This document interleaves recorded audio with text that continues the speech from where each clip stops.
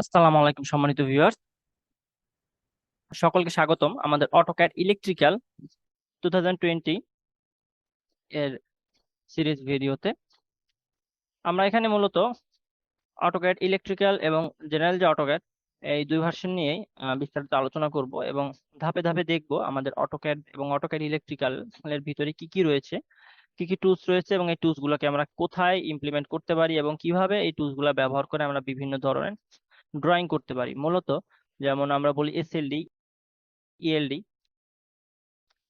তারপরে বিপিটি, এইগুলো আমরা যেভাবে এই অটোক্যাড ইলেকট্রিক্যাল এবং অটোক্যাড 2D যে সফটওয়্যারের মাধ্যমে আমাদের যে টুলস গুলো আছে এগুলো ব্যবহার করে যে আমরা ড্রয়িং করি, সেই ড্রয়িং গুলো আমরা কিভাবে করি, এই টুলস গুলো আমরা কিভাবে ব্যবহার করি, এই নিয়ে আমরা ধাপে ধাপে আপনাদের ভিডিওগুলো দিব। এবং যারা বিভিন্ন ধরনের পেইড কোর্স করেও আসলে অটোক্যাডটা সেভাবে শিখতে পারেননি, তাদের জন্য আশা করি এই কোর্সটা, আমাদের এই ভিডিওগুলা অনেক কার্যকরী হবে। কারণ আমরা এখানে প্রতিটা পার্টকে বিস্তারিত আলোচনা এবং এগুলা কিভাবে কাজ করে, কোথায় ইমপ্লিমেন্ট, এগুলা নিয়ে আমরা বিস্তারিত আলোচনা করব। তো আমাদের আজকের প্রথম ভিডিওর প্রথম অংশ হচ্ছে অটোক্যাড ইলেকট্রিক্যালের যে ভার্সনটা নিয়ে আমরা কথা বলছি সেটা সম্পর্কে ইন্ট্রোডাকশন এবং ইউজার ইন্টারফেসে কি কি রয়েছে এবং ইউজার ইন্টারফেসের সাথে পরিচিতি হওয়া। তো শুরু করা যাক আমাদের আজকের ভিডিও। ভিউয়ার্স দেখেন, আমাদের প্রথমে যে পেজটা দেখতে পাচ্ছেন সে অটোক্যাড ইলেকট্রিক্যালের যে ইউজার ইন্টারফেসটা একদম প্রথম যে অংশটা আমরা সফটওয়্যারটা রান করার পর যে পেজটা দেখতে পারি সেই পেজটা। তো এই পেজটার পূর্বে আমাদের কিছু কাজ রয়েছে, আমাদের সফটওয়্যার গুলাকে ইনস্টল করতে হয়, তারপরে লাইসেন্স দিতে হয় অথবা ক্র্যাক করতে হয়। এই প্রসেস গুলো আমরা আমরা আপনাদের সামনের ভিডিওতে দিয়ে দিব। তো এখন আমরা দেখেন যে আমাদের প্রথম যে পেজটা রয়েছে এই পেজটার একদম বাম সাইডে যদি দেখি গেট স্টার্ট এবং তার নিচে আছে স্টার্ট ড্রয়িং, তার নিচে টেমপ্লেট, ওপেন ফাইল এবং একদম সেন্টারে আছে রিসেন্ট ডকুমেন্ট, অর্থাৎ আমাদের যে সকল ডকুমেন্ট আমরা রিসেন্টলি কাজ করেছি সেই সকল ডকুমেন্ট এখানে আমরা দেখতে পাবো। এবং পাশে আছে কন্টাক্ট, অর্থাৎ আপনারা যদি অটোডেস্কের সাথে সরাসরি কন্টাক্ট করতে চান।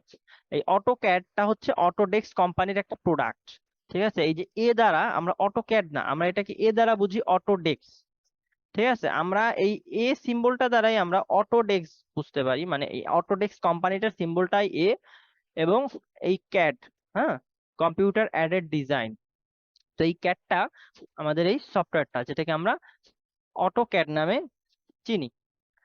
তো আমাদের পরবর্তীতে দেখেন যে কন্টাক্ট, এখানে সাইন ইন করলে হচ্ছে আপনাদের মেইল থেকে আপনারা এই অটোডেস্কের সাথে অটোডেস্কে একটা অ্যাকাউন্ট ক্রিয়েট করতে পারেন। এবং অটোডেস্কের অ্যাকাউন্টে অনেক ধরনের টুলস এবং বিভিন্ন ধরনের সার্ভিস পাওয়া যায়। তো যেহেতু আমরা এই সফটওয়্যার গুলো পাইরেসি করে চালাই, সো আমরা যেটা বলি যে এখানে সাইন ইন না করাই বেটার। তো পরবর্তীতে আমরা একটু দেখি, যেখানে ছিলাম গেট স্টার্টটা হচ্ছে আমাদের এখানে যদি আমরা ক্লিক করি, আমাদের মাউসের লেফট বাটনটা ক্লিক করি, তা ক্লিক করলে যেটা হবে সেটা হচ্ছে আমাদের একটা নতুন ড্রয়িং খুলবে। তো আমরা একটু ক্লিক করে দেখি এবং দেখেন ক্লিক করলাম, এখানে অবশ্যই এখানে একটা ক্লিক করতে হবে। হ্যাঁ, আপনার এখানে ক্লিক না করলে কিন্তু হবে না, মাঝখানে নিয়ে ক্লিক করলে দেখেন এই যে ড্রয়িং ওয়ান একটা পেজ খুলছে, ঠিক আছে? তো বুঝতে পারলাম যে একটা নতুন ড্রয়িং এ নিতে হলে আমাদের এখানে যেতে হয়। পরবর্তীতে আছে টেমপ্লেট।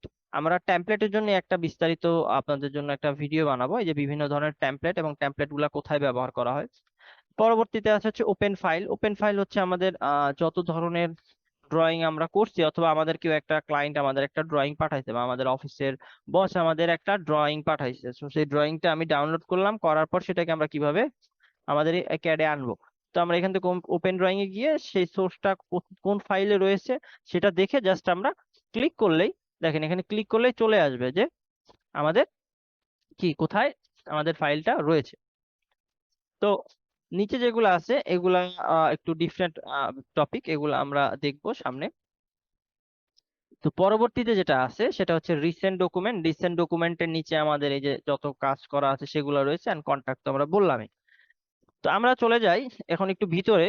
ভিতরে যাওয়ার পর এই যে ড্রয়িং এ ঢোকার পর দেখেন উপরে যা ছিল সব কিন্তু ওপেন হয়ে গেছে, ঠিক আছে? সব ওপেন হয়ে গেছে। তো আমরা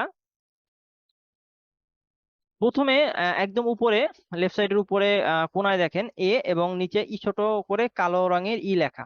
তো এ এবং ই, এই এ দ্বারা হচ্ছে আমাদের এই যে অটোক্যাড মানে অটোডেস্কের যে সিম্বলটা, সেই সিম্বলটা এখানে বোঝানো হয়েছে এবং দ্বারা বলা হয়েছে যেটা হচ্ছে ইলেকট্রিক্যাল ভার্সন। অর্থাৎ আমাদের এই সফটওয়্যারটা হচ্ছে ইলেকট্রিক্যাল ভার্সন। এখন ইলেকট্রিক্যাল ভার্সনের যদি বলি তাহলে তো অনেকে যারা মোটামুটি কাজ করছেন তারা বলছেন এখানে তো সবই এক, ইলেকট্রিক্যাল ভার্সনটা কিভাবে হলো? তাহলে যদি বলি দেখেন এই যেখানে স্ক্যামেটিক্স একটা অপশন আছে, এইখানে যত টুলস আছে এটা পুরাটা হচ্ছে ইলেকট্রিক্যালের জন্য। তো আমরা স্ক্যামেটিক্স এর উপরে অনেকগুলা ভিডিও ক্রিয়েট করব, এই স্ক্যামেটিক্স কিভাবে স্ক্যামেটিক্স দিয়ে ড্রয়িং করে, এই ল্যাডার ডায়াগ্রাম কিভাবে করে, ঠিক আছে, স্কুট লাইন। তো আমরা চলে আসি হোমে। হোমে আমরা উপরে দেখতে পারলাম যে আমাদের এটাকে বলে কি অ্যাপ্লিকেশন মেনু। এখন এই অ্যাপ্লিকেশন মেনুর নিচে যদি আমরা যাই আমরা অনেক ধরনের অপশন দেখতে পাচ্ছি, new, open, save, save as, import, export, publish, print, drawing unit and close. ঠিক আছে, তো আমরা এখানে অনেক ধরনের টুলস দেখতে পাচ্ছি, মেনু দেখতে পাচ্ছি। তো আমরা এই মেনুগুলাকে আবার আরো এক জায়গায় দেখতে পারবো, সেটা হচ্ছে এই পাশে, এবং এটাকে বলে হচ্ছে কুইক অ্যাক্সেস টুলবার। দেখেন এখানে সব আছে, save, save as, open, new, ঠিক আছে, এগুলো সব আছে। এবং এখানে এই যে প্লট আছে, তারপরে এখানে প্রজেক্ট ম্যানেজার আছে, রিডু আন্ডু আছে। তো এই অংশটাকে বলা হচ্ছে আমাদের কুইক অ্যাক্সেস টুলবার। এখন কুইক অ্যাক্সেস টুলবারটা দেখেন এখানে যদি আমি ক্লিক করি, এই দেখেন কুইক অ্যাক্সেস টুলবার। এখন কুইক অ্যাক্সেস টুলবারের নিচে দেখেন এখানে ফাইল, এডিট, ভিউ, আবার এখানে হোম, ইনসার্ট, ভিউ, প্রজেক্ট, দুইটা মেনু বার দেখতে পাচ্ছি আমরা এখানে, দুইটা। কিন্তু বেসিক্যালি যেটা থাকবে সেটা হচ্ছে আপনার সফটওয়্যারটা একদম রান করার পর একদম বেসিক্যালি থাকবে কি একটা মাত্র মেনু বার থাকবে, কিন্তু আপনাদের আরেকটা মেনু বার ওপেন করতে হবে। সেটা কিভাবে করবেন? সেটা হচ্ছে এখানে গিয়ে একটা ক্লিক করবেন, ক্লিক করার পর এই যে show menu bar, show menu বারে যাবেন এবং পরবর্তীতে এটাকে ওপেন করবেন। এখন দেখেন আমার এখানে দুটা মেনু বার ওপেন হয়ে গেছে, এবং তারপরে আমাদের মেনু বার দুইটার নিচে যেটা আছে সেটা হচ্ছে দেখেন এখানে নিচে ইউনিট করা আছে, draw, modify, annotation, layer, block, properties, group, unit and clipboard.